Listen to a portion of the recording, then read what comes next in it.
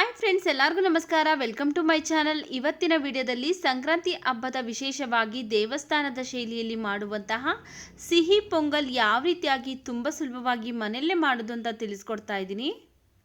ನೋಡಿ, ಒಂದು ಕುಕ್ಕರ್ಗೆ ನಾನು ಈ ಕಪ್ಪಲ್ಲಿ 1 ಕಪ್ ರೇಷನ್ ಅಕ್ಕಿ ಹಾಕ್ಕೊಳ್ತಾ ಇದ್ದೀನಿ. ನಿಮ್ಮ ಹತ್ರ ರೇಷನ್ ಅಕ್ಕಿ ಇಲ್ಲ ಅಂದರೆ ನಾರ್ಮಲ್ ಆಗಿ ಊಟಕ್ಕೆ ಬಳಸ್ತಿರಲ್ಲ ಸೋನಾ ಮಸೂರಿ ಅಕ್ಕಿ, ಅದರಿಂದನೇ ಮಾಡ್ಕೊಳ್ಬೋದು.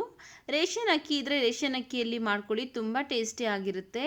ಹಾಗೆಯೇ ಸೇಮ್ ಕಪ್ಪಲ್ಲಿ 1 ಕಪ್ ಹೆಸರುಬೇಳೆ ಹಾಕ್ಕೊಳ್ತಾ ಇದ್ದೀನಿ. ಈಗ ಇವೆರಡನ್ನೂ ಸಹ ಚೆನ್ನಾಗಿ ಒಂದೆರಡು ಸರಿ ವಾಶ್ ಮಾಡ್ಕೊಳ್ಬೇಕು. ನೋಡಿ, ಚೆನ್ನಾಗಿ ಒಂದೆರಡು ಸರಿ ವಾಶ್ ಮಾಡ್ಕೊಂಡ ನಂತರ ಯಾವ ಕಪ್ಪಲ್ಲಿ ಅಕ್ಕಿ ತಗೊಂಡಿದ್ರಲ್ಲ ಅದೇ ಕಪ್ಪಲ್ಲಿ 5 ಕಪ್ ನೀರನ್ನು ಹಾಕ್ಕೊಳ್ತಾ ಇದ್ದೀನಿ. ಪೊಂಗಲ್ ಒಂದು ಸ್ವಲ್ಪ ಮೆತ್ತಗೆ ಮಾಡ್ಕೊಳ್ಬೇಕು, ಆದ್ದರಿಂದ 5 ಕಪ್ ನೀರನ್ನು ಹಾಕ್ಕೊಳ್ತಾ ಇದ್ದೀನಿ. ಅಂದರೆ ಜಾಸ್ತಿನೇ ನೀರನ್ನು ಹಾಕ್ಕೊಂಡು ಈಗ ಒಂದು ಸರಿ ಮಿಕ್ಸ್ ಮಾಡಿಕೊಂಡು ಕುಕ್ಕರ್ ಲಿಡ್ನ ಕ್ಲೋಸ್ ಮಾಡಿ ಸ್ಟವ್ ಮೇಲಿಟ್ಟು 3 ರಿಂದ 4 ವಿಜಿಲ್ ಕೂಗಿಸ್ಕೊಳ್ಬೇಕು.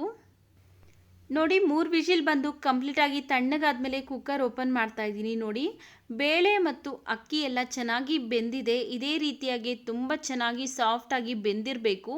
ಈಗ ಒಂದು ಸರಿ ಸ್ಪೂನಿಂದ ಚೆನ್ನಾಗಿ ಮ್ಯಾಶ್ ಮಾಡ್ಕೊಳ್ತಾ ಇದ್ದೀನಿ. ನೋಡಿ, ಈ ರೀತಿಯಾಗಿ ಚೆನ್ನಾಗಿ ತುಂಬ ಸಾಫ್ಟಾಗಿ ಮ್ಯಾಶ್ ಮಾಡಿಕೊಂಡು ಇದನ್ನು ಪಕ್ಕಕ್ಕಿಟ್ಟು ನಾವು ಬೆಲ್ಲನ ಕರಗಿಸ್ಕೊಳ್ಳೋದಕ್ಕೋಸ್ಕರ ಒಂದು ಪಾತ್ರೆ ಬಿಸಿಗಿಟ್ಟು ಅದಕ್ಕೆ ನಾನು ಯಾವ ಕಪ್ಪಲ್ಲಿ ಅಕ್ಕಿ ತಗೊಂಡಿದ್ರಲ್ಲ ಅದೇ ಕಪ್ಪಲ್ಲಿ 2 ಕಪ್ ಬೆಲ್ಲನ ಕುಟ್ಬಿಟ್ಟು ಹಾಕ್ಕೊಳ್ತಾ ಇದ್ದೀನಿ. ಹಾಗೆ ಸೇಮ್ ಕಪ್ಪಲ್ಲಿ 1 ಕಪ್ ನೀರು ಹಾಕ್ಕೊಳ್ತಾ ಇದ್ದೀನಿ. ಈಗ ಬೆಲ್ಲನೆಲ್ಲ ಚೆನ್ನಾಗಿ ಕರಗಿಸ್ಕೊಳ್ಬೇಕು.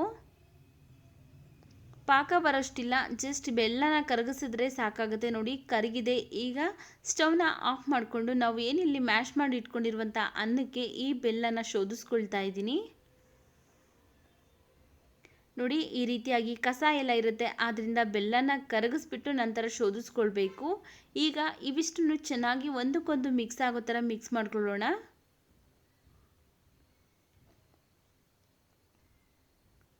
ನಾವು ಎಷ್ಟು ಸಾಫ್ಟಾಗಿ ಈ ರೀತಿಯಾಗಿ ಚೆನ್ನಾಗಿ ಮಿಕ್ಸ್ ಮಾಡ್ಕೊಳ್ತಿರಲ್ಲ ಅಷ್ಟೇ ರುಚಿಯಾಗಿರುತ್ತೆ ಪೊಂಗಲ್ಲು. ನೋಡಿ, ಈ ರೀತಿಯಾಗಿ ಚೆನ್ನಾಗಿ ಸಾಫ್ಟಾಗಿ ಮಿಕ್ಸ್ ಮಾಡ್ಕೊಂಡಿದ್ದೀನಿ.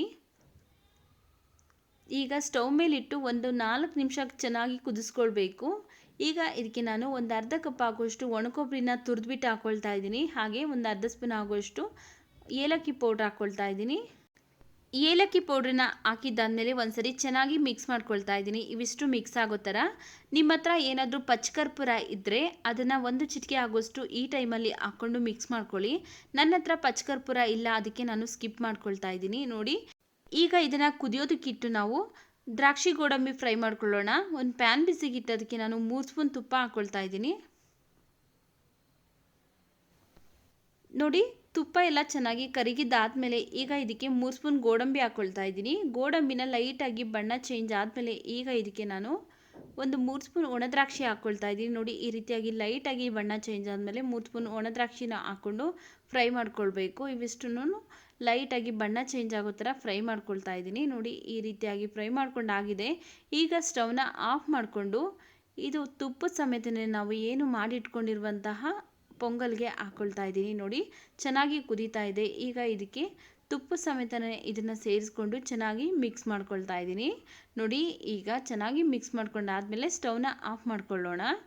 ನೋಡಿದ್ರಲ್ಲ, ರುಚಿಯಾಗಿ ಟೇಸ್ಟಿಯಾಗಿ ದೇವಸ್ಥಾನದ ಶೈಲಿಯಲ್ಲಿ ಸಂಕ್ರಾಂತಿ ಹಬ್ಬಕ್ಕೆ ಮಾಡುವಂತಹ ಸಿಹಿ ಪೊಂಗಲ್ ಯಾವ ರೀತಿಯಾಗಿ ಮನೆಯಲ್ಲೇ ಪ್ರಿಪೇರ್ ಮಾಡೋದು ಅಂತ.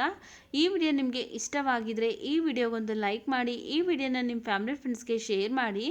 ನಮ್ಮ ಚಾನಲ್ಗೆ ನೀವಿನ್ನೂ ಸಬ್ಸ್ಕ್ರೈಬ್ ಮಾಡ್ಕೊಳ್ಳದೆ ನೋಡ್ತಾ ಇದ್ದರೆ ಪ್ಲೀಸ್ ನಮ್ಮ ಚಾನಲ್ಗೆ ಸಬ್ಸ್ಕ್ರೈಬ್ ಮಾಡಿಕೊಂಡು ಸಪೋರ್ಟ್ ಮಾಡಿ ಸ್ನೇಹಿತರೆ.